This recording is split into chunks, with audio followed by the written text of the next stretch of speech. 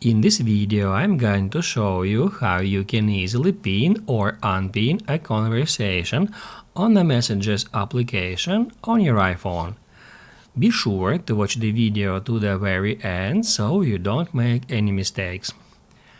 Let's get started, and once you've opened up Messages application, and if you would like to pin some conversation to place it at the very top of your conversations list, all you have to do, guys, is just long press at that conversation and then right here tap Add Pin. What that will do, that will pin that conversation right here.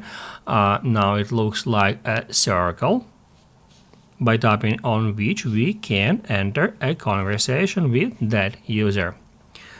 On a Messages app, we are able to pin multiple conversations at once. However, if you would like to unpin some conversation, you can easily do so. Just long press on a conversation and then tap Add Unpin.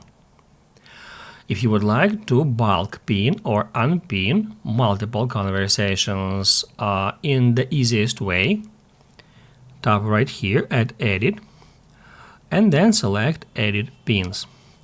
After that, you will be able to pin some conversations simply by tapping at that pin icon next to it, and also you will be able to easily unpin conversations by tapping at that minuses.